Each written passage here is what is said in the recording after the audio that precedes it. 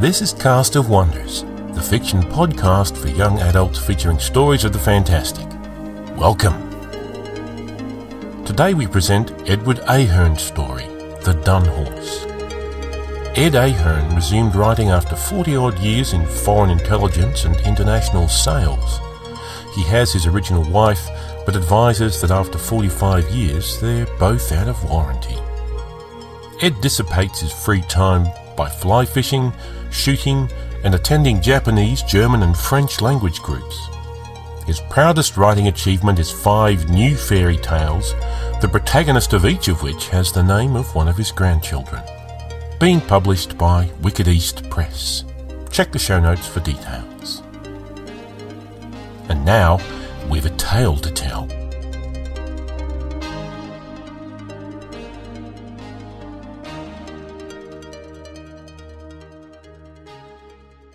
The Dun Horse by Edward Ahern. Foreword. This is a substantially rewritten version of The Dun Horse. This tale was collected on the Pawnee Reservation by George Bird Grinnell and published in 1889 in his book titled Pawnee Hero Stories and Folk Tales. An Indian chief named Eagle Chief, warrior name White Eagle, on learning of Grinnell's mission said, "It is good and it is time. Already the old things are being lost, and those who knew the secrets are many of them dead. If we had known how to write, we would have put these things down, and they would not have been forgotten.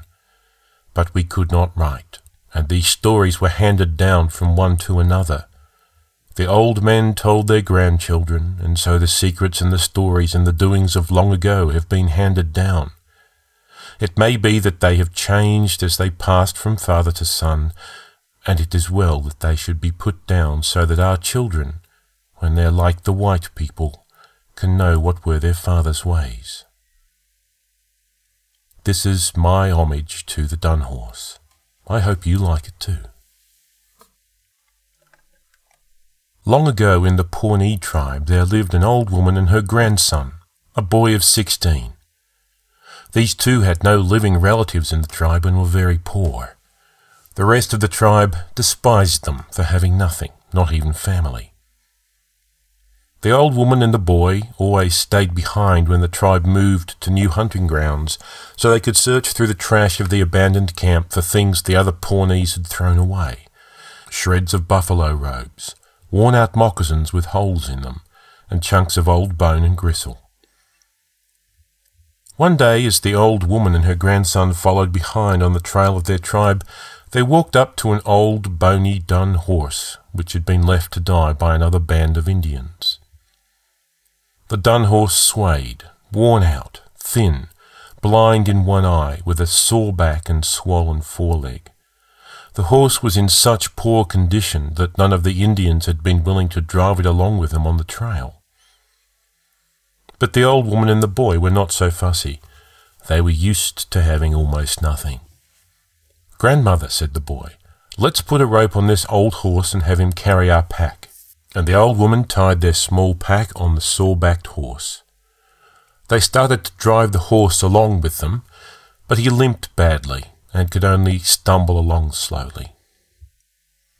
Their Pawnee tribe had moved along the North Platte River until they came to a place now called Courthouse Rock.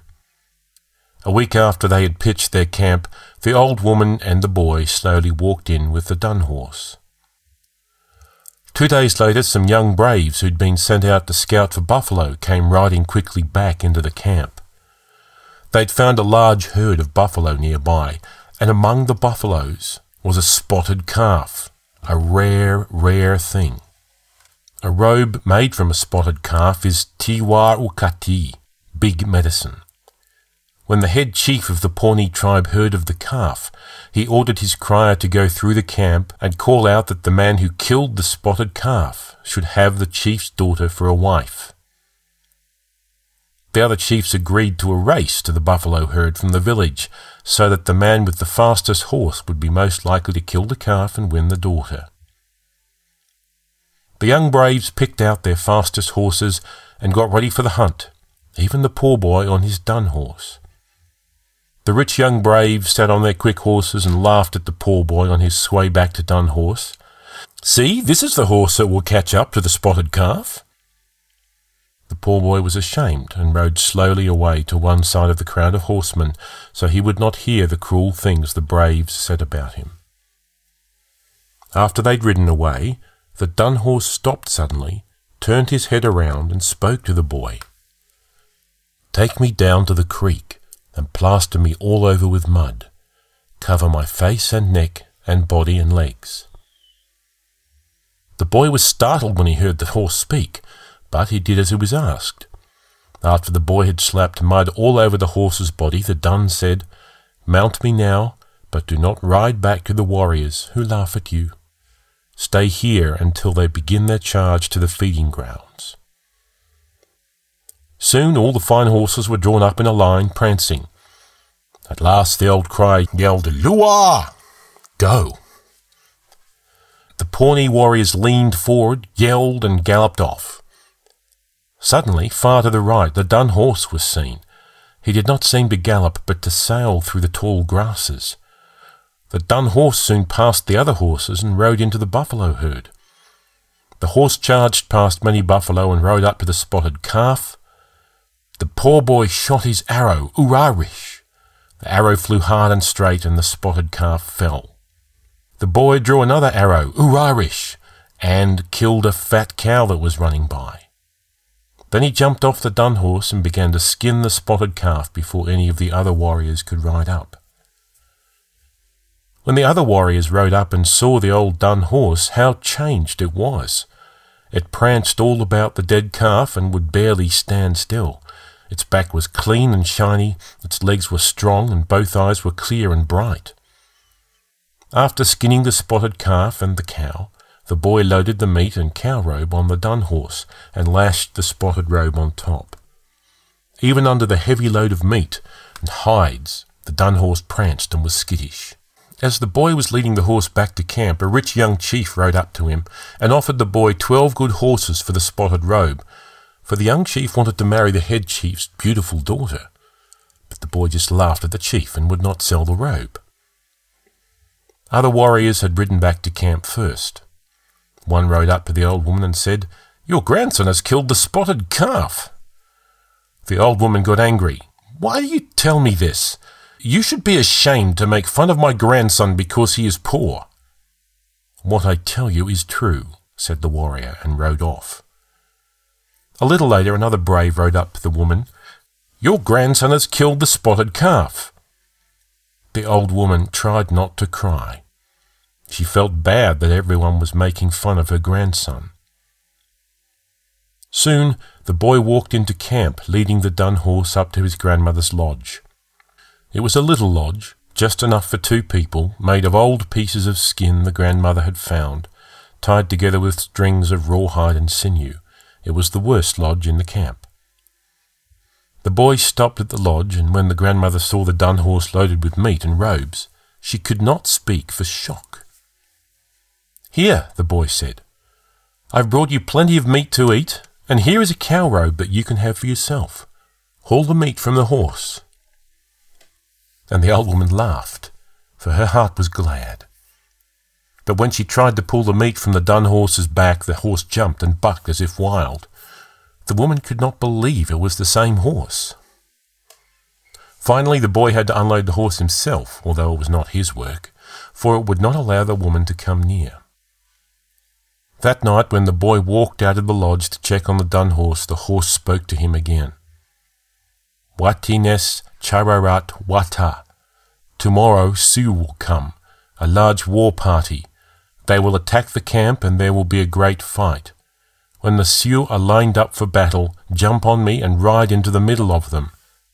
Ride to the head chief, their greatest warrior, count coup on him, kill him and ride back.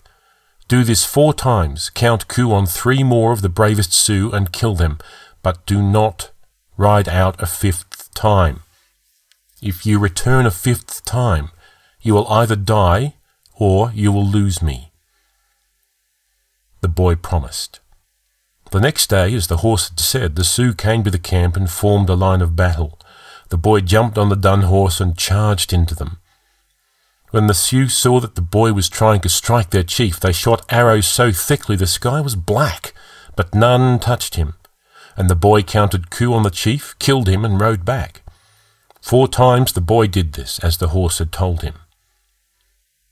But the Sioux and the Pawnee kept fighting, and the boy stood back next to the dun horse, watching the battle. At last he felt ashamed that he was not in the battle, and thought, "I have been in battle 4 times and have beaten 4 Sioux. I'm not hurt anywhere. Why can I not go in again?" The boy jumped on the dun horse and rode back into the battle. As soon as he rode in, a Sioux chief shot an arrow that struck the dun horse behind the forelegs, piercing him through. The dun horse fell down dead, but the boy got up and fought his way back through the Sioux to the Pawnees. After the dun horse had dropped, the Sioux said among themselves, "This horse was like a man. He was brave. He was not like a horse." So they did as they would to a brave man, and cut the horse into pieces with their knives and hatchets. The Pawnee and the Sioux fought all day long, but toward nightfall the Sioux warriors broke and fled. That night after the battle, the boy left the village to mourn for his horse. He went to where his horse lay, gathered the pieces, and put them together in a pile. Then the boy went to the top of a nearby hill, pulled his spotted calf robe over his head, and began to mourn for his horse. As he crouched there, a great windstorm roared over him in rushing waves, and after the wind came rain. The boy looked down at what was left of his horse, but could barely see it through the rain. Then the rain passed. Then came another roaring wind, and after it again rain. The boy looked down at the pile, and through the rain it looked like a horse lying down, but he could barely see through the driving water. A third storm came, like the others, and when he looked down at the horse he thought he could see the tail move and the horse's head lift from the ground. The boy was afraid and thought about running away, but stayed to mourn his horse. A 4th storm came, and as the rain pounded down, the dun horse raised up on its 4 legs, looked around, and stood up. Although filled with fear, the boy left the hilltop and walked down to the horse. The dun horse said, "You have seen how it has been this day, and from this you may know how it will be after. Te Rawa has been good, and let me come back to you. After this, do what I tell you, not any more, not any less." And the horse said, "Now lead me away from the camp until we're behind that big hill. Leave me there tonight, and in the morning come for me." The boy did as he was told, and when he came back in the morning he saw the dun horse with a fine white gelding, handsomer than any other horse in the tribe. For 10 nights the boy did this, and each morning he found another horse, a black gelding, a bay, a roan, a blue spotted, all finer than any horses the Pawnees had ever had before in their tribe. Now the boy was rich, and he married the beautiful daughter of the head chief. In time the boy was made head chief. He always took care of his old grandmother, and kept her in his own lodge until she died. He had many children, and one day when his oldest son died, he wrapped him in the spotted calf robe.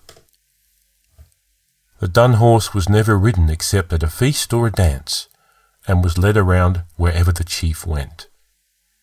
The horse lived in the Pawnee camps for many years, and became very old, and at last he died.